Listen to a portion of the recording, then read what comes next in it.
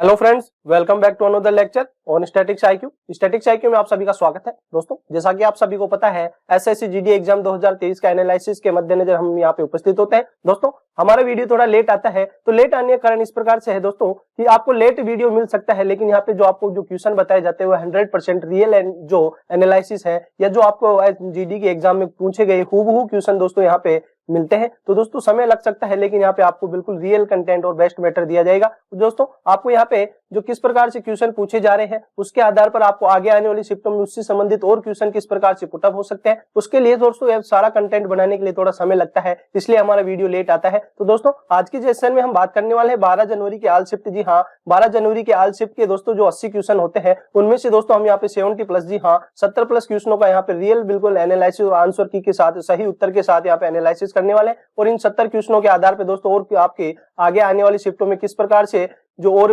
आपको question put up कर सकता है एग्जामिनर, उनसे संबंधित यहाँ पे आपको तथ्य मिलने वाले। तो दोस्तों, आप सभी से एक निवेदन है, यदि आज आप हमारे चैनल से जुड़े हैं तो चैनल को सब्सक्राइब करके बेल आइकन पे प्रेस कर दीजिएगा, ताकि इस प्रकार की वीडियो आपको सही समय से मिल सके और आपके आगे आने वाली यदि शिफ्टों में एग्जाम है तो आप यहाँ से एनालिसिस देखकर अपनी तैयारी मजबूत कर सके। और दोस्तों, जो आपने सपना देख रखा है 2023 में जो वर्दी पहनने का, वह सपना यहाँ से साकार होने वाला है। तो चलिए बिना समय खराब करते हुए 12 जनवरी की आल शिफ्ट के समस्त जीके क्वेश्चनों का यहाँ पे एनालिसिस करते हैं। चलिए चलते हैं पहले क्वेश्चन की तरफ। पहला क्वेश्चन पूछा गया था, क्षत्रिय नृत्य किस राज्य से संबंधित है? तो क्षत्रिय नृत्य है जो कि असम राज्य से संबंधित है। और दोस्तों, आप सभी को पता है जो संगीत नाटक अकादमी के अनुसार भारत में शास्त्रीय नृत्य है वह 8 होते हैं। जी हाँ, भारत में जो शास्त्रीय नृत्यों की संख्या है वह 8 है। इनमें दोस्तों आता है भरतनाट्यम। भरतनाट्यम दोस्तों आप सभी को पता है कर्नाटक का यहाँ पे जो शास्त्रीय नृत्य है। कथक है जो कि दोस्तों केरल का कथक है।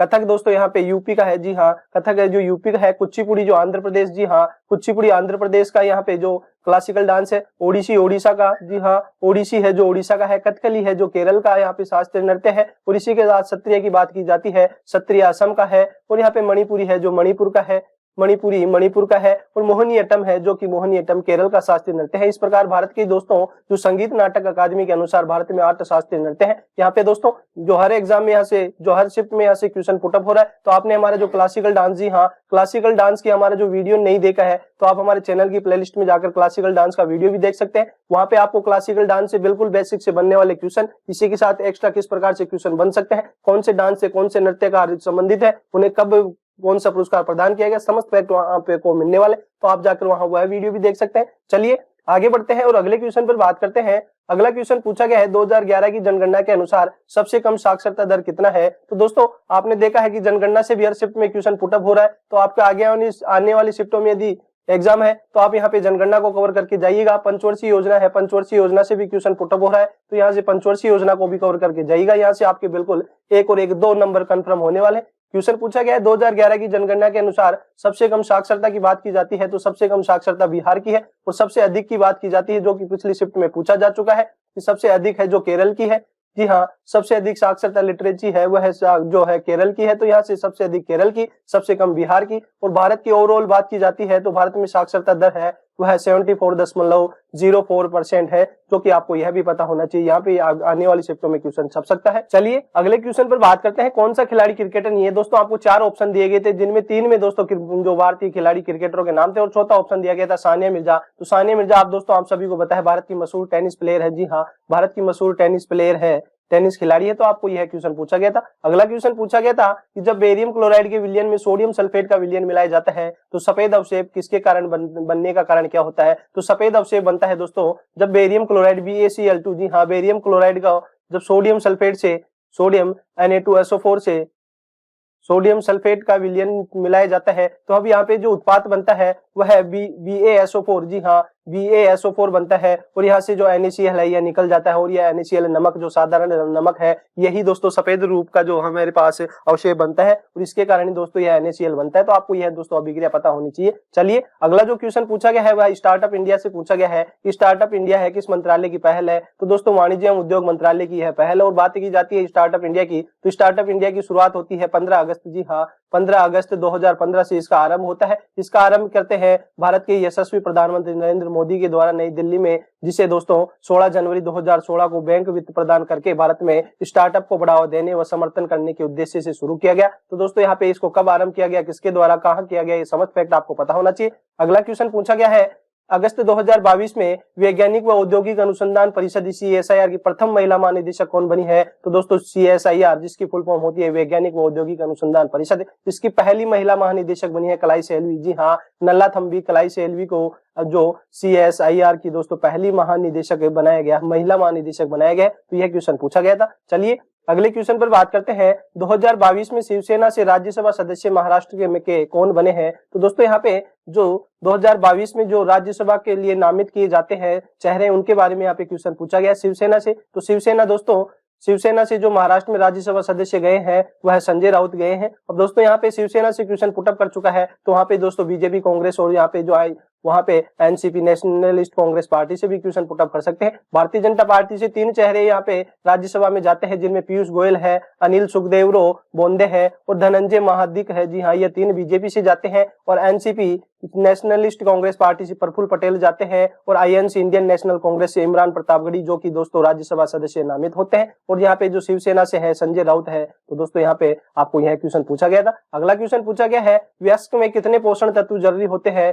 तो दोस्तों यहाँ पे बात की जाती है पोषक तत्वों की। तो पोषक तत्व दोस्तों कई प्रकार के होते हैं, वह वृत्त पोषक तत्व होते हैं, सूक्ष्म पोषक तत्व होते हैं। जबकि बात करते हैं कि जो वयस्क में पोषक तत्वों की, तो 6 पोषक तत्व ऐसे हैं जो कि व्यक्ति के जो शरीर में जरूरी होते हैं, जिनमें आता है विटामिन, खनिज, प्रोटीन, वसा, पानी, कार्बोहाइड्रेट। दोस्तों बात की जाती है इनमें जैविक पोषक तत्वों में कार्बोहाइड्रेट, वसा और प्रोटीन है, जो विटामिन शामिल होते हैं। जबकि दोस्तों पादप के रूप में बात की जाती है स्थूल पोषक या वृत्त पोषक होते हैं, जिन पोषक तत्वों की आवश्यकता अधिक मात्रा में पड़ती है। तो स्थूल पोषक तत्व उन पोषक तत्वों को कहा जाता है जिनकी आवश्यकता अधिक पड़ती है, जिनमें दोस्तों है कार्बन है, oxygen, hydrogen, calcium, magnesium, nitrogen, phosphorus, sulphur, potassium जैसे 9 आवश्यक तत्व शामिल हैं, जिन्हें स्थूल पोषक या वृत्त पोषक तत्व कहा जाता है। जबकि सूक्ष्म पोषक तत्व किन्हें कहते हैं? कम मात्रा में जरूरी होते हैं, इन्हें सूक्ष्म पोषक तत्व कहा जाता है। तो इस प्रकार से पोषक तत्व से आज क्वेश्चन पूछा गया है। चलिए सॉरी दोस्तों, अगला क्वेश्चन पूछा गया है सागा दावा उत्सव किस राज्य से संबंधित है? तो सागा दावा उत्सव की दोस्तों बात करते हैं तो यह सिक्किम के, जी हाँ, सिक्किम राज्य में बड़े धूमधाम से यह त्योहार मनाया जाता है। बात करते हैं सिक्किम के और अन्य प्रमुख त्योहार, जिनमें सागा दावा है, पंगलाहाबसोल है, यहाँ पे लोसांग है, सोनम लोसार है, इंटरनेशनल फ्लोर फेस्टिवल भी दोस्तों यहाँ पे जो कि सिक्किम में मनाया जाता है। और बात करते हैं कि जो लोसर तत्व है, यह लोसर जो उत्सव है यह तिब्बत का न्यू ईयर है। जी हाँ, तिब्बत का न्यू ईयर लोसर है। सिक्किम के लोक नृत्य की बात की जाती है, जिनमें आता है सिंगी छाम आता है, याक छाम आता है, तमांग सेलो, मारूनी नाच, ये दोस्तों समझती है जो सिक्किम के लोक नृत्य। यहाँ से भी आपको पता होना चाहिए, यहाँ से क्वेश्चन पुटअप कर सकता है।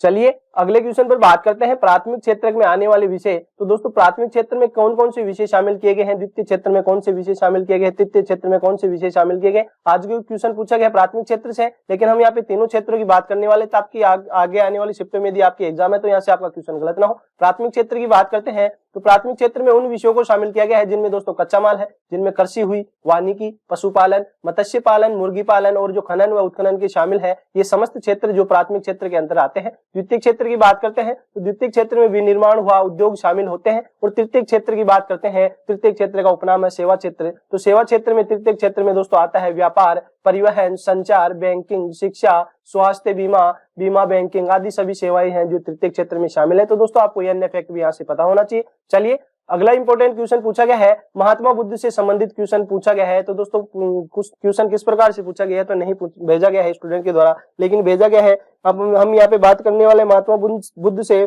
बनने वाले समस्त मुख्य मुख्य क्वेश्चनों पे बात करते हैं कि आगे आने वाली शिफ्टों में यहाँ से क्वेश्चन पुटअप हो सकते हैं। महात्मा बुद्ध को जो ज्ञान की प्राप्ति होती है बोध गया बिहार में होती है, बोधि वृक्ष के नीचे। इसमें दोस्तों वे सिद्धार्थ गौतम से, जी हाँ, सिद्धार्थ गौतम से वो भगवान बुद्ध बन गए थे। और महात्मा बुद्ध ने जो अपना पहला उपदेश है सारनाथ में दिया था। गौतम बुद्ध का जन्म लुम्बिनी नेपाल में 563 ईसा पूर्व होता है। और इनके निधन की बात की जाए तो इनका निधन होता है 483 ईसा पूर्व, कुशीनगर उत्तर प्रदेश में इनकी मृत्यु होती है। इनके अन्य नाम है सिद्धार्थ, गौतम बुद्ध और शाक्य मुनि, इन्हें कहा जाता है। और दोस्तों इन्हें एशिया का लाइट पुंज भी कहा जाता है। और जो महात्मा बुद्ध के पिता का नाम शुद्धोधन था, माता का नाम माया देवी था। तो दोस्तों महात्मा बुद्ध से संबंधित ये समस्त फैक्ट आपको पता होना चाहिए। चलिए अगले क्वेश्चन जो पूछा गया उसके ऊपर बात करते हैं, विदेशी वस्तुओं का मूल्य बढ़ाने वाला एक कारक क्या है। तो दोस्तों जो विदेशी वस्तुओं का मूल्य कब बढ़ता है, जब दोस्तों उनपे कस्टम ड्यूटीज लगती है, टैक्स लगते हैं, तो उनकी दोस्तों वस्तुओं का मूल्य बढ़ने का एक प्रमुख कारण यह भी है। अगला क्वेश्चन पूछा गया है, सबसे बड़ा लिखित संविधान किस देश का है। तो दोस्तों बात करते हैं कि जो सबसे बड़ा लिखित संविधान है वह भारत का है। जी हाँ, भारत देश का सबसे बड़ा लिखित संविधान है। तो दोस्तों आप सभी को पता होना चाहिए कि जो भारत के संविधान का इंग्लिश वर्जन है उसमें दोस्तों 1,17,369 वर्ड लिखे गए हैं। जी हाँ, जो भारत का संविधान इंग्लिश में वर्जन में है उसमें 1,17,369 वर्ड लिखे गए हैं। और दोस्तों बात करते हैं कि शब्दों के आधार पर जो सबसे छोटा लिखित संविधान किस देश का है, तो है मोनाको आता है। मोनाको देश का संविधान सबसे छोटा लिखित संविधान है। तो आपको ये अन्य फैक्ट भी पता होना चाहिए। अगला क्वेश्चन पूछा गया है कि रस्सी बनाने में किसका प्रयोग होता है, तो रस्सी बनाने में जूट, पटसन और कपास का प्रयोग होता है। दोस्तों ऑप्शन में क्या दिया गया था आप सभी कमेंट बॉक्स में कमेंट करके बताइएगा। अगला क्वेश्चन पूछा गया था कि नई लोकसभा को कितने माह तक भंग नहीं किया जा सकता, तो दोस्तों नई लोकसभा को कितने माह तक भंग नहीं किया जा सकता। वैसे लोकसभा का दोस्तों जो गठन होता है वह जो कार्यकाल की बात करते हैं तो 5 ईयर्स इसका कार्यकाल होता है, लेकिन दोस्तों बीच में भी इसको भंग किया जा सकता है जब दोस्तों इनको बिल्कुल स्पष्ट बहुमत नहीं मिलता है तो बीच में भी भंग हो सकती है। तो बात करते हैं आर्टिकल 83 में जो उपबंध 2 के तहत ये प्रावधान किया गया है कि यदि गठन के बाद पहली बैठक के 5 साल पूरे होने तक लोकसभा भंग नहीं की जाती है तो वह स्वतः ही भंग हो जाती है। तो दोस्तों इसके ऊपर बात कर चुके हैं, 5 वर्ष का इसका कार्यकाल होता है। 5 वर्ष होने के बाद ये स्वतः ही दोस्तों इसको भंग कर दिया जाता है। और दोस्तों बात करते हैं जब राष्ट्रीय आपातकाल लगता है तो उस समय दोस्तों संसद में एक कानून पारित करके लोकसभा की अवधि एक बार में अधिकतम 1 वर्ष तक बढ़ाई जा सकती है। जी हाँ, जब राष्ट्रीय आपातकाल के दौरान संसद में दोस्तों एक कानून पारित करके लोकसभा की अवधि एक बार में 1 वर्ष के लिए बढ़ाई जा सकती है। और लोकसभा का जो अवधि का विस्तार है अधिनियम 1976 में पारित होता है। इसमें 5वीं लोकसभा का कार्यकाल दोस्तों 2 बार बढ़ाया गया था। जी हाँ, जो 2 बार इसका कार्यकाल बढ़ाया गया था। तो आपको ये अन्य फैक्ट भी पता होना चाहिए। चलिए बात करते हैं अगले इंपॉर्टेंट क्वेश्चन पर। स्वदेशी आंदोलन का सबसे ज्यादा प्रभाव किस राज्य पर पड़ा, तो दोस्तों स्वदेशी आंदोलन आप सभी को पता है जब 1905 में लॉर्ड कर्जन के द्वारा यहाँ पे बंगाल विभाजन किया जाता है, इसके विरोध में यहाँ पे पश्चिम बंगाल में, जी हाँ पश्चिम बंगाल के अंदर ही यहाँ पे स्वदेशी आंदोलन का आरंभ होता है। और यहाँ पे आंदोलन जो आरंभ होता है तो इस जगह पर ही ज्यादा यह प्रभावित है, तो वेस्ट बंगाल। जी हाँ, वेस्ट बंगाल पर स्वदेशी आंदोलन का सबसे अधिक प्रभाव पड़ता है। अगले क्वेश्चन पर बात करें, अगला क्वेश्चन पूछा गया है सोमनाथ नारायण संबंधित है, तो सोमनाथ नारायण दोस्तों किस नृत्य से संबंधित है, तो दोस्तों जो है सोमनाथ नारायण ये कथक नृत्य की है। और दोस्तों आप सभी को पता है कि कथक के मशहूर डांसर कौन, नर्तक कौन है, तो बिरजू महाराज। जी हाँ, बिरजू महाराज कथक के बहुत प्रसिद्ध नृत्य है और इनके दोस्तों यह शिष्य है जो सोमनाथ नारायण है। तो इनके दोस्तों सोमनाथ नारायण के गुरु जो है बिरजू महाराज है। और दोस्तों जो सोमनाथ नारायण ने पद्मश्री 1992 में दिया गया है और संगीत नाटक अकादमी अवार्ड 1999 2000 से सम्मानित किया जा चुका है। दोस्तों चलते हैं और अगले क्वेश्चन पर बात करते हैं। जो दोस्तों यहाँ से अब सेकंड शिफ्ट के क्वेश्चन आरंभ होते हैं। तो 36वीं राष्ट्रीय खेल 2022 का आयोजन कहाँ किया गया था, तो 36वीं जो राष्ट्रीय खेल 2022 का अभी हाल ही में समापन हुआ है तो गुजरात राज्य में इसका आयोजन किया गया था। और गुजरात के भी दोस्तों 6 शहरों में इसका आयोजन किया गया, जिनमें अहमदाबाद है, गांधीनगर है, सूरत है, वडोदरा, राजकोट और भावनगर। दोस्तों जो गुजरात के 6 शहरों में 36वीं राष्ट्रीय खेलों का आयोजन किया गया है। और गोवा अगले साल, जी हाँ गोवा अगले साल अक्टूबर में 37वीं जो संस्करण होने वाला है राष्ट्रीय खेलों का, उनकी मेजबानी करने वाला है। दोस्तों 36वीं राष्ट्रीय खेलों के बारे में बात करते हैं तो फर्स्ट रैंक पे सर्विसेज रहती है जिनने 128 मेडल जीती है, सेकंड रैंक पे महाराष्ट्र रहता है, थर्ड रैंक पे हरियाणा रहता है। इस प्रकार से दोस्तों रैंक भी आपको पता होना चाहिए, आगे आने वाली शिफ्टों में यहाँ से क्वेश्चन छप सकते हैं। 36वीं राष्ट्रीय खेल 2022 में दोस्तों कौन से जो सबसे शीर्ष तालिका पदक तालिका में शीर्ष स्थान पर रहती है, तो फर्स्ट स्थान पे सर्विसेज रहती है जिन्होंने 128 मेडल कुल जीते हैं। बात करते हैं भारतीय ओलंपिक संघ की, तो भारतीय ओलंपिक संघ की स्थापना है 1927 में की जाती है, यह फैक्ट भी आपको पता होना चाहिए। अगले क्वेश्चन पर बात करते हैं यूपी के मुख्यमंत्री कौन है, तो यूपी के मुख्यमंत्री जो अभी जो है वह योगी आदित्यनाथ है। और योगी आदित्यनाथ है जो कि दोस्तों लगातार दूसरी बार, जी हाँ दूसरी बार यहाँ पे सीएम बनते हैं। दूसरा कार्यकाल इनका आरंभ हो चुका है जो कि 19 मार्च 2017 से यह यूपी के सीएम बने हुए हैं। अगला क्वेश्चन पूछा गया है त्रिपुरा किस देश के पश्चिम, उत्तर और दक्षिण दिशा से घिरा हुआ है, तो दोस्तों बात करते हैं त्रिपुरा की, तो त्रिपुरा 3 ओर से, जी हाँ 3 तरफ से ये बांग्लादेश से घिरा हुआ है। तो आपको यह भी पता होना चाहिए जो त्रिपुरा है 3 ओर से बांग्लादेश से घिरा हुआ है। चलिए अगले क्वेश्चन पर बात करते हैं मीराबाई चानू किस राज्य से संबंधित है, तो दोस्तों भारत की मशहूर वेट लिफ्टर भारोत्तोलक खिलाड़ी मीराबाई चानू जो कि मणिपुर राज्य से संबंधित है। इन्होंने 2022 राष्ट्रमंडल खेल में दोस्तों गोल्ड मेडल जीता है। इनके अलावा दोस्तों इन्होंने काफी जो यहाँ पे सिल्वर और कांस्य पदक जीता है। और ये दोस्तों जो मीराबाई चानू है भारत की मशहूर वेट लिफ्टिंग खिलाड़ी है। अगले क्वेश्चन पर बात करते हैं। अगला क्वेश्चन पूछा गया है अनुच्छेद 17 किससे संबंधित है, तो दोस्तों अनुच्छेद 17 की बात करते हैं तो उसमें आता है अस्पृश्यता का अंत। और दोस्तों इसके साथ ही और आपसे किस प्रकार से क्वेश्चन पूछा जा सकता है आर्टिकल 14 से, जो जिसमें है विधि के समक्ष समानता है, जिसमें दोस्तों आईपीसी आता है। फिर बात करते हैं आर्टिकल 15 में जिसमें धर्म, मूल, वंश, जाति, लिंग या जन्म के आधार पर विभेद की जहाँ पे नहीं कर सकते हैं। फिर जो आर्टिकल 16 की बात करें, इसमें लोक नियोजन के विषय के अवसर की समानता है। और दोस्तों आर्टिकल 18 की बात करते हैं तो आर्टिकल 18 में उपाधियों का अंत है। तो यहाँ पे दोस्तों यह भी आपको पता होना चाहिए, यहाँ से क्वेश्चन पुटअप कर सकता है। अगला क्वेश्चन पर बात करें, उत्सवों का उत्सव किसे कहा जाता है? तो दोस्तों उत्सवों का उत्सव किसे कहा जाता है? तो दोस्तों आपने नाम सुना होगा, हॉर्नबिल महोत्सव। हॉर्नबिल महोत्सव है जिसे दोस्तों उत्सवों का उत्सव कहा जाता है और ये नागालैंड में बड़े धूमधाम से मनाया जाता है। जी हाँ, हर साल दिसंबर के पहले सप्ताह में नागालैंड में हॉर्नबिल महोत्सव मनाया जाता है। इसके अलावा दोस्तों मणिपुर में संगाई महोत्सव मनाया जाता है, आपको पता होना चाहिए, यहाँ से एग्जामिनर क्वेश्चन पुटअप कर सकता है। चापचारकुट कहाँ पे मनाया जाता है? तो चापचारकुट भी दोस्तों मिजोरम में मनाया जाता है। और बात करते हैं सोडर्मो का उत्सव किसे कहा जाता है? तो जो वांगला उत्सव मेघालय में मनाया जाता है उसे सोडर्मो का उत्सव कहा जाता है। दोस्तों यदि आपने हमारा जो विशेष सेशन है जो कि त्योहार महोत्सव से है, पर्व त्योहार महोत्सव से बनाया गया है, इसके टॉप 50 क्वेश्चन, जी हाँ टॉप 50 क्वेश्चन का एक सेशन बनाया गया है। तो दोस्तों आप हमारे चैनल की प्लेलिस्ट में जाकर वह सेशन भी देख सकते हैं और यहाँ से आप अपना 1 नंबर कंफर्म कर सकते हैं। चलिए अगले क्वेश्चन की बात करते हैं, अंग्रेजों ने अवध को अपने अधिकार में कब लिया? तो दोस्तों अंग्रेजों ने जो अवध को अपने अधिकार में लिया वो 1856 में लेती है। और दोस्तों बात करते हैं 1848 से 1856 में जो व्यपगत का सिद्धांत आता है, डॉक्ट्राइन ऑफ लैप्स आता है, तो इसमें किस प्रकार से यहाँ पे जो हड़पा जाता था जो रियासतों को, तो दोस्तों उनमें पैतृक वारिस के न होने की स्थिति में सर्वोच्च सत्ता कंपनी के द्वारा अपने अधीनस्थ क्षेत्रों को ब्रिटिश साम्राज्य में मिलाने की नीति को व्यपगत का सिद्धांत या हड़प की नीति कहा जाता है। और दोस्तों व्यपगत सिद्धांत के अनुसार विलय किया गया प्रथम राज्य सतारा था। तो दोस्तों इससे क्वेश्चन पूछा जा चुका है। अब यहाँ पे क्वेश्चन पूछा गया है कि अंग्रेजों ने अवध को कब अधिकार में लिया? तो 1856 में अंग्रेजों ने अवध को अधिकार में लिया। और सबसे पहले जो 1848 में अधिकार में लिया जाता है वह उसे सतारा को हड़पा जाता है, जो कि दोस्तों व्यपगत सिद्धांत के आधार पर हड़पा जाता है। चलिए बात करते हैं अगले क्वेश्चन पर, निशा गांधी पुरस्कारम किस राज्य सरकार के द्वारा दिया जाता है? तो दोस्तों जो निशा गांधी पुरस्कारम है यह भारत में केरल के पर्यटन विभाग के द्वारा दिया जाने वाला एक वार्षिक पुरस्कार है और संगीत और नृत्य के विषयों में महत्वपूर्ण योगदान करने वाले को यह पुरस्कार दिया जाता है। और इस पुरस्कार का दोस्तों 2013 में स्थापित किया जाता है। तो निशा गांधी पुरस्कार है जो देना आरंभ किया गया वह 2013 से इसका आरंभ किया गया। 7 दिवसीय निशा गांधी उत्सव जनवरी के महीने में केरल के त्रिवेंद्रपुरम में कनक कुंकू पैलेस के पास निशा गांधी एम्फी थिएटर में राष्ट्रीय व विश्व स्तर पर इसका आयोजन किया जाता है। तो दोस्तों यह जो 26वां क्वेश्चन है, निशा गांधी पुरस्कार किस राज्य सरकार के द्वारा दिया जाता है? तो दोस्तों केरल सरकार के द्वारा यह एक दिया जाने वाला, पर्यटन विभाग के द्वारा दिया जाने वाला एक वार्षिक पुरस्कार है। अगले क्वेश्चन पर बात करते हैं, जो पूछा गया है कि 10 मंडल और 1028 सूक्त किस वेद में है? तो दोस्तों 10 मंडल और 1028 है जो कि दोस्तों ऋग्वेद में। तो बात करते हैं ऋग्वेद में 10 मंडल है, 1028 सूक्त है और वर्तमान में जो ऋचाएं हैं, मंत्र हैं, 10,462 ऋचाएं हैं।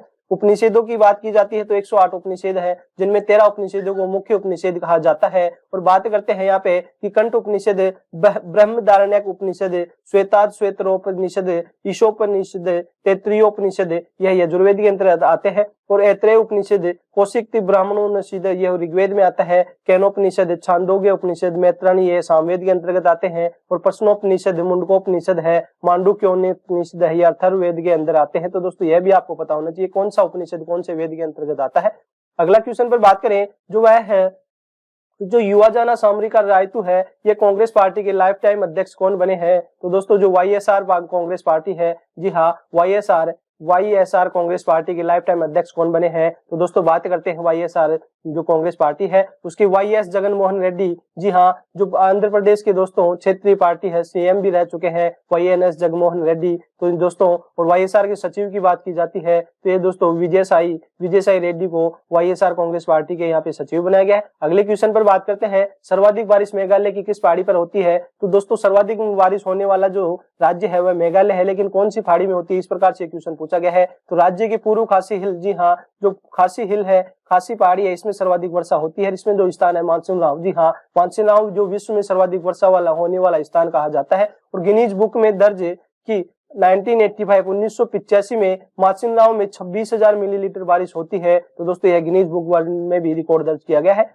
अगले क्वेश्चन पर बात करते हैं, 11वीं पंचवर्षीय योजना का क्या उद्देश्य है? तो दोस्तों आपने देखा कि पंचवर्षीय योजना से भी यहाँ पे क्वेश्चन हर शिफ्ट में रिपीट हो रहे हैं। तो दोस्तों मेरा आप सभी से निवेदन है कि आप एग्जाम में जाने से पहले एक बार जनगणना, जी हाँ जनगणना टॉपिक को कवर करके जाइएगा, पंचवर्षीय योजना टॉपिक को कवर करके जाइएगा। इसके अलावा दोस्तों जो त्योहार महोत्सव है उसको कवर करके जाइएगा। यहाँ से भी हर शिफ्ट में है क्वेश्चन पुटअप हो रहा है। तो दोस्तों यहाँ से आप तो 3 नंबर तो बिल्कुल कंफर्म करके जाइएगा, क्योंकि 20 में से यहाँ पे 3 नंबर जो आप कंफर्म करके जाते हैं तो वह काफी आपको मदद मिलती है। 11वीं पंचवर्षीय योजना का क्या उद्देश्य है? तो उसका उद्देश्य है कि तेज और अधिक समावेशी विकास 11वीं पंचवर्षीय योजना का उद्देश्य है। अब बात करते हैं पहली पंचवर्षीय योजना जो 1951 से 1956 रहती है, इस पे कृषि पर विकास दिया गया और इस योजना में कृषि को प्राथमिकता दी गई थी। सेकंड में दोस्तों औद्योगिक विकास को प्राथमिकता दी गई। तीसरी पंचवर्षीय योजना में अर्थव्यवस्था को गतिमान और आत्मनिर्भर बनाने पर बल दिया गया। चौथी जो पंचवर्षीय योजना थी उसमें स्थिरता के साथ विकास, दूसरा आत्मनिर्भरता की स्थिति में प्राप्त करना है। और पांचवी पंचवर्षीय योजना में कृषि को सर्वोच्च प्राथमिकता और इसके बाद उद्योग और खानों को वरीयता दी गई थी। तो दोस्तों यह समस्त जो हमारे पास 5 पंचवर्षीय योजनाओं के बारे में देख चुके हैं, यहाँ से क्वेश्चन छप सकते हैं। अगले क्वेश्चन पर बात करते हैं, अलारमेन वलाई किस शास्त्रीय नृत्य की नृत्यांगना है? तो जो अलारमेन वलाई है वह भरतनाट्यम की मशहूर नृत्यांगना है और भरतनाट्यम दोस्तों आप सभी को पता है कर्नाटक का शास्त्रीय नृत्य है। और जो अलारमलाई वैली है इन्हें 2004 में पद्म भूषण से सम्मानित किया गया और 1991 में पद्मश्री से भी सम्मानित किया जा चुका है। अब बात करते हैं प्रमुख शास्त्रीय नृत्यों के डांसर की। तो दोस्तों भरतनाट्यम के जो प्रमुख डांसर है उनमें रुक्मणी देवी अरुंडेल है जो कि दोस्तों भरतनाट्यम से संबंधित है। और यहाँ पे कथक के पंडित बिरजू महाराज यह भी दोस्तों काफी फेमस नर्तक है। दोस्तों यदि आपने हमारा जो विशेष शीर्षक क्लासिकल डांस का नहीं देखा तो आप हमारे चैनल की प्लेलिस्ट में जाकर देख सकते हैं। आप दोस्तों देखा है कि एनालिसिस यदि आप रोज देखते हैं तो हर शिफ्ट में यहाँ पे शास्त्रीय नृत्य से क्वेश्चन पुट अप हो रहा है, तो आप जाकर जो हमारे चैनल की प्लेलिस्ट में जाकर वह सेशन भी देख सकते हैं, वहां से आपका कंफर्म 1 नंबर कंफर्म होने वाला है। तो चलिए अगले क्वेश्चन पर बात करते हैं। अगला क्वेश्चन है, कौन सी शक्ति लोकसभा और राज्यसभा के पास नहीं होती है? तो दोस्तों आपको 4 ऑप्शन दिया गया था। राष्ट्रपति पर महाभियोग, तो दोस्तों महाभियोग है राष्ट्रपति पर जो लाया जा सकता है, लोकसभा में भी राज्यसभा में भी लाया जा सकता है। जो हाई कोर्ट और सुप्रीम कोर्ट मुख्य जज पर महाभियोग दोनों में लाया जा सकता है। और यहाँ पे मनी बिल, तो जो दोस्तों मनी बिल या धन विधेयक होता है वह हमेशा लोकसभा में लाया जाता है, जबकि दोस्तों राज्यसभा में नहीं लाया जा सकता। तो यह शक्ति दोस्तों राज्यसभा के पास नहीं होती है। तो यहाँ से आपका आंसर सी होता है। संविधान संशोधन दोनों के द्वारा किया जा सकता है। अब बात करते हैं आर्टिकल 61 की, दो महाभियोग की बात करते हैं। तो राष्ट्रपति को पद से हटाने के लिए महाभियोग की प्रक्रिया में संविधान के उल्लंघन के मामले में राष्ट्रपति के खिलाफ संसद के किसी भी सदन में महाभियोग की प्रक्रिया को शुरू किया जा सकता है। और दोस्तों यह जो 1/4 सदस्यों द्वारा हस्ताक्षर प्राप्त होने पर ही किया जा सकता है। मुख्य न्यायाधीश के खिलाफ महाभियोग प्रस्ताव पेश करने के लिए लोकसभा में भी दोस्तों लाया जा सकता है और राज्यसभा में भी प्रस्ताव लाया जा सकता है। अगले क्वेश्चन पर बात करते हैं, कौन सा कोशिकांग केवल पादप कोशिका में होता है, जंतु में नहीं? तो यहाँ पे कोशिका भित्ति की बात की जाती है, प्लास्टिड की बात की जाती है। तो ये 2 इस प्रकार के हैं, लेकिन आपके ऑप्शन में क्या दिया गया था आप सभी कमेंट बॉक्स में कमेंट करके बताइएगा। चलिए अगले क्वेश्चन पर बात करते हैं, रबी और खरीफ दोनों ऋतु में बोई जाने वाली तिलहन फसल कौन सी है? तो रबी और खरीफ की दोनों ऋतुओं में बोई जाने वाली तिलहन की फसल कौन सी है? तो दोस्तों जो अरंडी आती है, कस्टर्ड सीड आते हैं, इसको रबी और खरीफ की दोनों की ऋतुओं में बोया जा सकता है। अलसी और सरसों रबी की फसलें हैं, जबकि अरंडी खरीफ की और रबी दोनों की फसलें हैं। तो दोस्तों आपको पता होना चाहिए कि जो अरंडी है वह खरीफ और रबी दोनों की ऋतुओं में बोया जा सकता है। अगला क्वेश्चन पूछा गया है जीएसटी से। जीएसटी किससे संबंधित है? तो जीएसटी की फुल फॉर्म होती है गुड्स एंड सर्विस टैक्स। और दोस्तों यह एक अप्रत्यक्ष कर है और जीएसटी को 1 जुलाई 2017 से भारत की संविधान संशोधन जो कि 101वें संविधान संशोधन के द्वारा माध्यम से लागू किया गया। और इसमें दोस्तों टैक्स के कितने स्लैब हैं? तो 0%, 5%, 12%, 18 और 28 इस प्रकार के 5 स्लैब बनाए गए हैं। तो दोस्तों जीएसटी के जो 2 प्रकार होते हैं, जिनमें आता है सेंट्रल जीएसटी, स्टेट जीएसटी और दोस्तों आईजीएसटी आता है, जो कि दोस्तों यहाँ पे पूरे भारत में एक लगता है। सेंट्रल जीएसटी और एसजीएसटी दोस्तों दोनों अलग अलग स्टेट के और सेंटर के लिए लगते हैं। चलिए बात करते हैं अगले क्वेश्चन पर, जो पूछा गया है रेवेन्यू बजट ऑफ गवर्नमेंट, राजस्व बजट से संबंधित कुछ क्वेश्चन पूछा गया था, इस प्रकार से स्टूडेंट के द्वारा भेजा गया है। तो बात करते हैं राजस्व बजट में सरकार की राजस्व प्राप्तियां, जिनमें दोस्तों कर राजस्व, अन्य राजस्व और इन राजस्व से मिलने वाले व्यय शामिल होते हैं। और कर राजस्व में संघ द्वारा लगाए गए करों और अन्य शुल्कों की आय शामिल होती है। तो जो राजस्व बजट में तमाम तथ्य शामिल होते हैं। चलिए अगले क्वेश्चन पर बात करते हैं, स्प्लेराइट किसका अयस्क है? तो स्प्लेराइट की बात की जाती है तो दोस्तों ये जिंक का अयस्क है, जिसका सूत्र होता है ZnFeS। अब बात करते हैं जो लोहा के मुख्य अयस्क होते हैं, जिनमें मैग्नेटाइट होता है, जिसमें दोस्तों Fe3O4 मैग्नेटाइट Fe3O4 होता है, जिसमें दोस्तों समथिंग 73% लोहा होता है। फिर बात करते हैं हेमेटाइट में 70% लोहा होता है, जिसका फॉर्मूला Fe2O3 होता है। और यहाँ पे गोथेटाइट होता है, जिनमें FeOH बोलते हैं। और फिर बात लिमोनाइट होता है, सिडेराइट होता है, FeCO3, जिसमें 48% यहाँ पे आयरन होता है। एल्यूमिनियम के अयस्कों की बात की जाती है तो जिनमें बॉक्साइट आता है, क्रायोलाइट आता है, कोर्डम आता है, डायस्पोर आता है। और जो चांदी का दोस्तों अयस्क होता है उसमें अर्जेंटाइन मुख्य होता है, अर्जेंटाइट और एजुराइट ये मुख्य चांदी का अयस्क है। तो ये आपको यह भी पता होना चाहिए, आगे आने वाले शिफ्ट में यहाँ से क्वेश्चन छप सकते हैं। चलिए अगले क्वेश्चन पर बात करते हैं, सितंबर में कौन सा फसल उत्सव मनाया जाता है? तो दोस्तों यहाँ पे फसल उत्सव से क्वेश्चन पूछे जा रहे हैं। तो यहाँ पे जो सितंबर में कौन सा फसल उत्सव मनाया जाता है, तो दोस्तों ऑप्शन में दिया गया था ओणम। तो ओणम दोस्तों केरल के इस त्योहार को हर साल अगस्त और सितंबर माह में खेतों में फसलों की उपज के लिए मनाया जाता है। और मलयालम कैलेंडर के अनुसार दोस्तों पहले महीने जिसका नाम चिगम है, चिगम के शुरू में पड़ता है। तो जो मलयालम कैलेंडर है उसमें चिगम के शुरू में पड़ता है। प्रमुख फसल उत्सव की बात की जाती है तो मकर संक्रांति उत्तर भारत में मनाया जाता है, पोंगल दोस्तों तमिलनाडु में मनाया जाता है। ओणम में दोस्तों फसल उत्सव केरल मनाया जाता है। तो अन्य फैक्ट भी आपको पता होना चाहिए। अगले क्वेश्चन पर बात करते हैं, रेपो रेट बैंक रेट का क्या अर्थ होता है। तो रेपो रेट के ऊपर बात करते हैं तो जो बैंक रेट का क्या अर्थ होता है, तो बैंक दर वह दर है जिस पर अन्य बैंक आरबीआई से दीर्घकालिक ऋण ले सकते हैं। रेपो रेट के बारे में बात करें तो रेपो रेट वह दर है जो वाणिज्यिक बैंक भारतीय रिजर्व बैंक से कर्ज लेते हैं। बैंक इस लोन पर रिजर्व बैंक को जिस दर पर ब्याज चुकाते हैं उसे रेपो रेट कहते हैं। और रेपो रेट दर वह दर है जिस पर बैंक आरबीआई से अल्प अवधि के लिए उधार ले सकते हैं। और रिवर्स रेपो रेट की बात की जाती है तो यह वह दर होती है जिस पर बैंकों को उनकी ओर से आरबीआई में जमा धन पर ब्याज मिलता है, उसे रिवर्स रेपो रेट कहा जाता है। और बात करते हैं सीसीआर, नगद आरक्षित अनुपात। प्रत्येक बैंक को अपने कुल नकदी का एक निश्चित हिस्सा रिजर्व बैंक के पास रखना ही होता है, इसे ही कैश रिजर्व रेशियो कहा जाता है। तो दोस्तों जो कैश रिजर्व रेशियो है, नगद आरक्षित अनुपात है, उसके आधार पर प्रत्येक बैंक को अपने कुल नकदी का एक निश्चित हिस्सा रिजर्व बैंक के पास रखना होता है। तो दोस्तों आपको यह समस्त फैक्ट आपको पता हो चुके होंगे। यहाँ पे रेपो रेट से क्वेश्चन पूछा जा चुका है, तो दोस्तों अब रिवर्स रेपो रेट, सीआरआर और रेपो जो बैंक दर से भी क्वेश्चन पुट अप हो सकते हैं। चलिए अगला क्वेश्चन पूछा गया था, कालबेलिया जो किस राज्य का नृत्य है। तो दोस्तों यह राजस्थान का मशहूर नृत्य है कि जो राजस्थान के नृत्य में बात की जाती है, घूमर आता है, गणगौर आता है, कालबेलिया आता है, चरी नृत्य आता है, झूलन लीला आती है, यहाँ पे सुईसिनी नृत्य आता है। तो दोस्तों ये समस्त नृत्य आपको पता होना चाहिए। और यहाँ पे कालबेलिया तो दोस्तों राजस्थान का इतना जो मशहूर डांस है या जिसके बारे में कहा जाए कि राज्य नृत्य है, इसे 2010 में यूनेस्को के द्वारा, जी हाँ, कालबेलिया नृत्य को 2010 में यूनेस्को के द्वारा यहाँ पे अमूर्त विरासत सूची में दोस्तों शामिल किया जा चुका है, जो कि यूनेस्को के द्वारा यहाँ पे शामिल किया जाता है। अब बात करते हैं, क्वेश्चन पूछा गया है प्रथम पंचवर्षीय योजना की अवधि क्या थी। तो 1951 से 1956 तक प्रथम पंचवर्षीय योजना की अवधि थी। और इसमें दोस्तों कृषि पर अधिक बल दिया गया था। जी हाँ, कृषि पर अधिक बल दिया गया था। अगला क्वेश्चन पर बात करें, मनरेगा एक्ट किसे यहाँ पे क्वेश्चन पूछा गया है।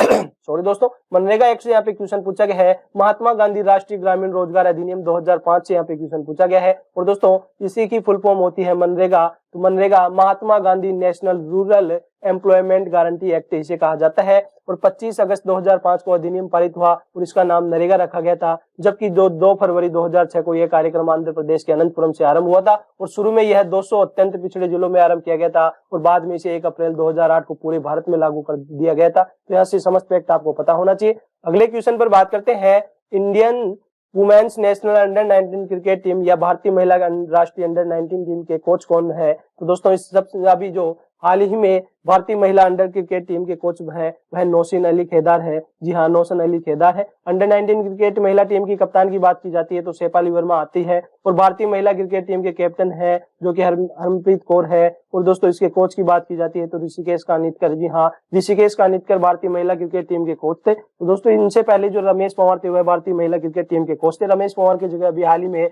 ऋषिकेश कानितकर को यहाँ पे महिला कोच बनाया गया है।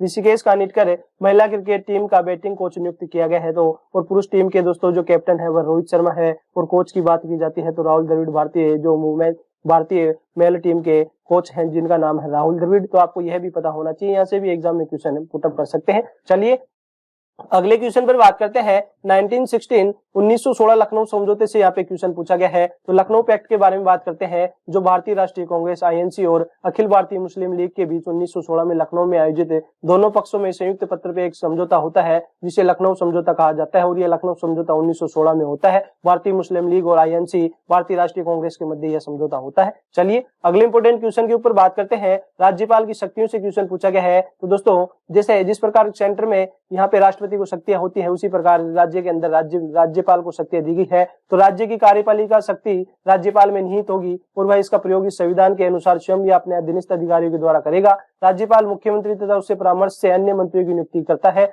अनुच्छेद 161 की बात करते हैं जिसमें क्षमा आदि की और कुछ मामलों में दंडादेश, निलंबन, परिहार और लघुकरण की राज्यपाल की शक्ति होती है। और विशेष शक्ति की बात करें तो राष्ट्रपति की तरह राज्यपाल भी विधानमंडल में भाषण दे सकता है, अपने संदेश भेज सकता है। तो इस प्रकार से राज्यपाल को कई शक्तियां प्रदान की गई हैं जो कि राष्ट्रपति की बात प्रदान की गई है। चलिए अगले क्वेश्चन पर बात करते हैं, जो पूछा गया है मौलिक अधिकार लागू है उस समय भारत का प्रधानमंत्री कौन था। तो दोस्तों जो मौलिक अधिकार लागू होते हैं 42वें संविधान संशोधन के तहत, जी हाँ 42वां जो संविधान संशोधन 1976 में होता है उसके तहत मौलिक अधिकार जोड़े जाते हैं। मौलिक अधिकार भारत के संविधान में भाग 3 में जोड़े जाते हैं। तो आपको यह भी पता होना चाहिए। और ये जब जोड़े जाते हैं तो इंदिरा गांधी उस समय भारत की प्रधानमंत्री हुआ करती थी। यह क्वेश्चन आज की शिफ्ट में पूछा गया है। अगले क्वेश्चन पर बात करते हैं, थिरुविरायरू महोत्सव किस कहाँ का प्रचलित है? तो जो थिरुविरायरू महोत्सव है तमिलनाडु के एक शहर थिरुवरायू में मनाया जाता है। और इसके अलावा तमिलनाडु के मुख्य त्योहारों की बात करते हैं जिनमें आता है पोंगल, थिरुवरायू महोत्सव, थाईपुसम, नाट्यांजलि नृत्य महोत्सव, महामहम, कार्तिकेय दीपम, यह जो तमिलनाडु राज्य के द्वारा प्रमुख त्योहार मनाए जाते हैं। तो आपको ये अन्य फैक्ट भी पता होना चाहिए। यहाँ से आगे आने वाले शिफ्टों में क्वेश्चन छप सकते हैं। चलिए स्टूडेंट अगले क्वेश्चन पर बात करते हैं। केंद्र ने नया राजस्व सचिव किसे नियुक्त किया गया है? तो केंद्र सरकार के द्वारा अभी हाल ही में राजस्व सचिव को नियुक्त किया गया है जिनका नाम है संजय मल्होत्रा। जी हाँ, संजय मल्होत्रा ने अभी हाल ही में दिसंबर 2022 में अपने पदभार का ग्रहण किया है। तो यहाँ पे दोस्तों जो भारत के नए राजस्व सचिव है वह संजय मल्होत्रा है। चलिए अगले क्वेश्चन पर बात करते हैं। पवनों का देश किसे कहा जाता है? तो दोस्तों पवनों का देश है जो डेनमार्क को कहा जाता है। दोस्तों यहाँ पे इस प्रकार से क्वेश्चन पूछे जा रहे हैं, तो यहाँ से अन्य इस प्रकार के और क्वेश्चन पूछे जा सकने की उम्मीद है। चलिए इनके ऊपर बात करते हैं। पवन चक्कियों की भूमि किसे कहा जाता है? तो नीदरलैंड देश को पवन चक्कियों की भूमि कहा जाता है। डूबते हुए सूरज का देश किसे कहा जाता है? तो नॉर्वे को डूबते हुए सूरज का देश कहा जाता है। उगते हुए सूरज की भूमि किसे कहा जाता है? तो उगते हुए सूरज की भूमि को जो जापान को उगते हुए सूरज की भूमि कहा जाता है। और लाओस और हाथियों का देश किसे कहा जाता है? तो लाओस को दोस्तों हाथियों का देश कहा जाता है। और 7 पहाड़ियों का नगर किसे कहा जाता है? तो रोम इटली को 7 पहाड़ियों का नगर कहा जाता है। तो आपको यह भी पता होना चाहिए। चलिए स्टूडेंट अगले इंपॉर्टेंट क्वेश्चन के ऊपर बात करते हैं जो पूछा गया है आज की शिफ्ट में कि वर्तमान भारत के महान्यायवादी अटॉर्नी जनरल से क्वेश्चन पूछा गया है। तो दोस्तों वर्तमान में जो भारत के अटॉर्नी जनरल है आर वेंकट रमणी। जी हाँ, आर वेंकट रमणी भारत के वर्तमान में अटॉर्नी जनरल है। दोस्तों बात करते हैं अटॉर्नी जनरल की, तो अटॉर्नी जनरल भारत के कौन से आर्टिकल में आता है? तो आर्टिकल 76 में अटॉर्नी जनरल आता है। और प्रथम एजी की बात की जाती है। जी हाँ, फर्स्ट एजी अटॉर्नी जनरल की बात की जाती है तो एमसी सीतलवाड़। जी हाँ, एमसी सीतलवाड़ है जो कि भारत के प्रथम अटॉर्नी जनरल नियुक्त किए गए थे। और दोस्तों यहाँ पे बात करते हैं सॉलिसिटर जनरल ऑफ इंडिया, तो वर्तमान में भारत के सॉलिसिटर जनरल ऑफ इंडिया है जो तुषार मेहता है। और दोस्तों बात करते हैं केग जो भारत के नियंत्रण एवं महालेखा परीक्षक होते हैं जो वर्तमान में दोस्तों गिरीश चंद्र मुर्मू है।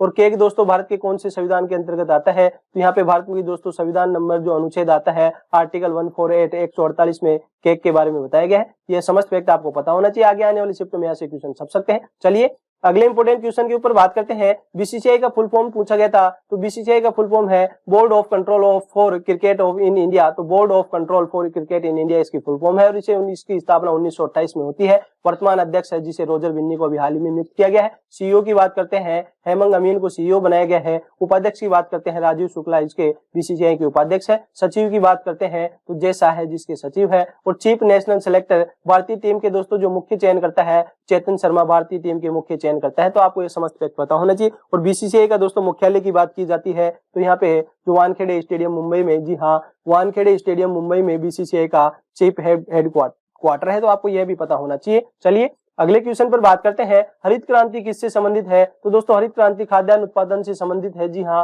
हरित क्रांति है जो कि खाद्यान्न उत्पादन से संबंधित है। फिर इसके अलावा हम बात करते हैं पीली क्रांति की, तो पीली क्रांति खाद्य तेल और तिलहनों फसलों के लिए है। दूसरी क्रांति है उर्वरक उत्पादन से संबंधित है। हरित क्रांति खाद्यान्न से संबंधित है। श्वेत क्रांति दुग्ध उत्पादन से संबंधित है। और जो नीली क्रांति है मत्स्य उत्पादन से संबंधित है। तो आपको ये समस्त फैक्ट अन्य पता होना चाहिए क्योंकि यहाँ से आने वाले शब्दों में क्वेश्चन छपने की उम्मीद है। अगले क्वेश्चन पर बात करते हैं। अगला क्वेश्चन पूछा गया है कि लोकसभा में जो criminal producer in identification bill है जिसे दंड प्रक्रिया शिनाख्त विधेयक किसने पेश किया है? तो दोस्तों हम बात करते हैं केंद्रीय गृह राज्य मंत्री अजय मिश्रा टेनी। जी हाँ, जो अजय मिश्रा टेनी के द्वारा यह पेश किया गया। बिल में किसी आरोपी व्यक्ति की पहचान के लिए उसके जैविक सैंपल, फिंगरप्रिंट, फुटप्रिंट और अन्य तरह के सैंपल लिए जाने का प्रावधान इस विधेयक के माध्यम से पेश किया गया है। अगले क्वेश्चन जो पूछा गया है, अवसादी चट्टान कौन सी नहीं है? अवसादी चट्टान कौन सी नहीं है? अवसादी चट्टान के बारे में यहाँ पे बात करें तो अवसादी चट्टान में दोस्तों बलुआ पत्थर आता है, चूना पत्थर आता है, कोयला, डोलामाइट, शैल चट्टान, संपीड़, लिग्नाइट आदि इस प्रकार से आती है। आग्नेय चट्टाने की बात की जाती है तो इनको प्राथमिक चट्टाने भी कहा जाता है। जी हाँ, जो आग्नेय प्रकार की चट्टाने होती है इन्हें प्राथमिक चट्टाने भी कहा जाता है। इनमें दोस्तों जो मुख्य जो पाए जाते हैं ग्रेनाइट, बेसाल्ट, पेग्माटाइट, बिटुमिनस इस प्रकार के दोस्तों यहाँ पे पाए जाते हैं। कायांतरित चट्टान की बात करते हैं तो कायांतरित चट्टान दोस्तों आग्नेय से कायांतरित चट्टाने जिनमें दोस्तों ग्रेनाइट आग्नेय में से निश्च कायांतरित होता है। तो दोस्तों आग्नेय प्रकार की निश्च जो कायांतरित चट्टान होती है उन्हें कायांतरित चट्टान कहा जाता है, जिसमें बेसाल्ट आग्नेय है और यीस्ट जो है कायांतरित है। तो दोस्तों ये चट्टाने भी आपको पता होनी चाहिए किस प्रकार से चट्टाने से क्वेश्चन पूछे जाते हैं। अगला क्वेश्चन पूछा गया है कि जो चंद्रगुप्त मौर्य किससे सजगर निकले थे दोस्तों, इस प्रकार से क्वेश्चन भेजा गया है, ये प्रॉपर क्वेश्चन नहीं मिला। आप सभी कमेंट बॉक्स में कमेंट करके बताइएगा कि चंद्रगुप्त मौर्य से कौन सा क्वेश्चन पूछा गया था। अगला क्वेश्चन पूछा गया है समानता के अधिकार में कुल कितने अनुच्छेद है। तो दोस्तों आप सभी को पता है भारत में मौलिक अधिकार भाग 3 में दिए गए हैं और उन मौलिक अधिकारों के माध्यम से दोस्तों यहाँ पे हमें कुछ समानताएं मिली हुई है, स्वतंत्रता मिली हुई है। तो दोस्तों बात करते हैं कि जो समानता का अधिकार है वह आर्टिकल 14 से 18 तक आता है, जिनमें दोस्तों वह है आर्टिकल 14, आर्टिकल 15, आर्टिकल 16, 17 और 18। इस प्रकार से दोस्तों 1, 2, 3, 4 और 5 जो आर्टिकल आते हैं समानता के अधिकार के अंतर्गत आते हैं। तो आपको ये समस्त फैक्ट पता होना चाहिए। स्वतंत्रता में दोस्तों 19 से 22 आता है, जिनमें 19, 20, 21, 22 इसमें 4 संविधान जो 4 यहाँ पे अनुच्छेद आते हैं, तो आपको यह भी पता होना चाहिए। अगला क्वेश्चन पर बात करते हैं, एक भारतीय शहर की पहली पूर्ण जनगणना वर्ष 1830 में किसके काल में हुई थी। तो दोस्तों जो सबसे पहले जो जनगणना होती है 1830 में वह ढाका बांग्लादेश में होती है, जी हाँ, और किनके द्वारा, हेनरी वाल्टर के द्वारा यह की जाती है। और दूसरी जनगणना की बात करते हैं तो 1836 से 37 में फोर्ट सेंट जॉर्ज के द्वारा की गई थी। हेनरी वाल्टर को भारतीय जनगणना के एथर के रूप में जाना जाता है, जी हाँ, भारतीय जनगणना के एथर के रूप में किसे जाना जाता है, आगे आने वाली शिफ्टों में इस प्रकार से क्वेश्चन पूछा जा सकता है। हेनरी वाल्टर को भारतीय जनगणना के एथर के रूप में जाना जाता है। जनगणना की शुरुआत 1872 में लॉर्ड मेयो के काल में होती है और पहली निरंतर व समकालिक जनगणना है 1881 में शुरू की गई, जो कि डब्ल्यूसी प्लानेट के नेतृत्व में यह शुरू की गई। और स्वतंत्र भारत की पहली जनगणना की बात की जाती है तो 1951 में इसका आयोजन किया जाता है। तो ये समस्त फैक्ट आपको पता होना चाहिए। चलिए अगले इंपोर्टेंट क्वेश्चन पर बात करते हैं, यूपीएससी संविधान के किस भाग में वर्णित है। तो दोस्तों जो यूपीएससी है, भारत की जो दोस्तों यूपीएससी लगती है एग्जाम, उसके आधार पर दोस्तों जो यूपीएससी संस्था है वह संविधान के किस भाग में वर्णित है। तो यूपीएससी भारत के संविधान में जो अनुच्छेद 315 से 323 भाग दोस्तों यहाँ पे 14 के अध्याय 2 के तहत एक संवैधानिक निकाय है। जी हाँ, जो यूपीएससी है यह एक संवैधानिक निकाय है, आपको यह भी पता होना चाहिए। संवैधानिक निकाय, तो संवैधानिक निकाय क्या होती है और असंवैधानिक निकाय क्या होती है उसके ऊपर बात करते हैं। तो संवैधानिक निकाय वह संस्था या निकाय होता है जिसको दोस्तों संविधान में कहीं भी जिक्र किया गया हो तो उसे संवैधानिक निकाय कहा जाता है, जबकि असंवैधानिक निकाय वह होते हैं जिनमें दोस्तों संविधान में जिक्र नहीं किया गया हो, उसे बाद में यहाँ पे स्थापित किया गया हो। तो दोस्तों बात करते हैं आर्टिकल 320 के तहत सौंपे गए कर्तव्यों, कार्यों और दायित्वों का निर्वहन करने के लिए दोस्तों यूपीएससी की स्थापना की जाती है।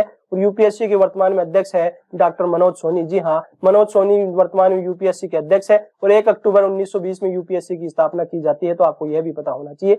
चलिए अगले इंपोर्टेंट क्वेश्चन के ऊपर बात करते हैं, भारत के पश्चिम में कौन सा महासागर आता है। तो दोस्तों भारत के पश्चिम की बात की जाती है तो भारत के पश्चिम में दोस्तों इधर अरब सागर है, इधर बंगाल, बे ऑफ बंगाल है और इधर है अरब सागर। तो दोस्तों अरब सागर पश्चिम में आता है। अगले क्वेश्चन पर बात करते हैं, रिसर्च एंड एनालिसिस विंग जिसे रा कहा जाता है, तो रो के सचिव के रूप में दोस्तों किसे नियुक्त किया गया है। तो सामंत कुमार गोयल को दोस्तों 23 जून 2023 तक यहाँ पे यह भारत के रो के यहाँ पे सचिव रहने वाले हैं। और रो की स्थापना की बात की जाती है तो रो की स्थापना दोस्तों जो की जाती है 1968, जी हाँ 1968 में इसकी स्थापना की जाती है। चलिए अगले क्वेश्चन पर बात करते हैं, न्यू डेवलपमेंट बैंक एनडीपी की स्थापना कब हुई थी। तो दोस्तों एनडीपी की स्थापना की बात की जाती है तो जुलाई 2014, जी हाँ जुलाई 2014 में इसकी स्थापना की जाती है और इसका मुख्यालय जो शंघाई चीन में स्थित है। तो दोस्तों इसका अन्य नाम के बारे में बात करते हैं जिसे ब्रिक्स डेवलपमेंट बैंक भी कहा जाता है। जी हाँ, ब्रिक्स डेवलपमेंट बैंक भी इसे कहा जाता है। तो दोस्तों ये समस्त फैक्ट आपको पता होना चाहिए। चलिए अगले क्वेश्चन पर बात करते हैं।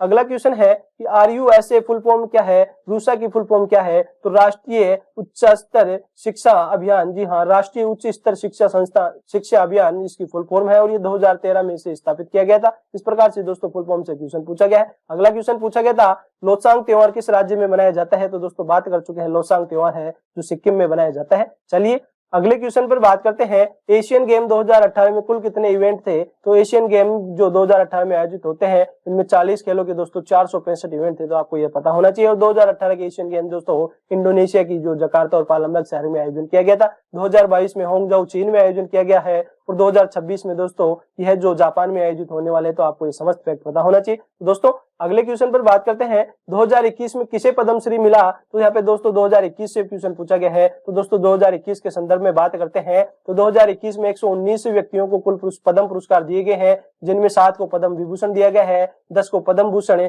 और 102 को पद्मश्री पुरस्कार दिए गए हैं। तो दोस्तों इस प्रकार से जो 2021 में पद्म पुरस्कार दिए गए हैं टोटल 119 व्यक्तियों को दिए गए हैं। और बात करते हैं 2022 में, तो 2022 में दोस्तों बात करें तो यहाँ पे 4 तो पद्म विभूषण प्रदान किए गए हैं, 17 पद्म भूषण है और 107 पद्मश्री पुरस्कार प्रदान किए गए हैं। बात करते हैं 2022 में प्राप्त करने वाले चारों पद्म विभूषण, तो सबसे पहले आते हैं प्रभा अत्रे, जो कि दोस्तों कला के क्षेत्र में महाराष्ट्र से संबंधित इन्हें प्रदान किया गया है। राधेश्याम खेमका को मरणोपरांत साहित्य और शिक्षा के क्षेत्र उत्तर प्रदेश के लिए प्रदान किया गया है। जनरल बिपिन रावत भारत के प्रथम CDS, जी हाँ, भारत के प्रथम CDS को यह पुरस्कार प्रदान किया गया है, सिविल सेवा के क्षेत्र में उत्तराखंड से संबंधित है। और श्री कल्याण सिंह मरणोपरांत पब्लिक अफेयर्स राजनेता, दोस्तों उत्तर प्रदेश के जो CM रह चुके श्री कल्याण सिंह, राजस्थान के राज्यपाल रह चुके कल्याण सिंह को मरणोपरांत ये पब्लिक अफेयर्स के क्षेत्र में जो दोस्तों 2022 में पद्म विभूषण से सुशोभित किया गया है। तो आपको ये समस्त फैक्ट पता होना चाहिए। तो दोस्तों आज के सेशन में हमने बात की कि 12 जनवरी, जी हाँ, 12 जनवरी की ऑल शिफ्ट में पूछे गए सभी समस्त रियल क्वेश्चन, जी हाँ, समस्त रियल क्वेश्चन का एनालिसिस किया है। तो दोस्तों आपको ये सेशन अच्छा लगा जो ज्यादा से ज्यादा लाइक कीजिएगा, ज्यादा से ज्यादा अपने दोस्तों के पास, भाइयों के पास शेयर कीजिएगा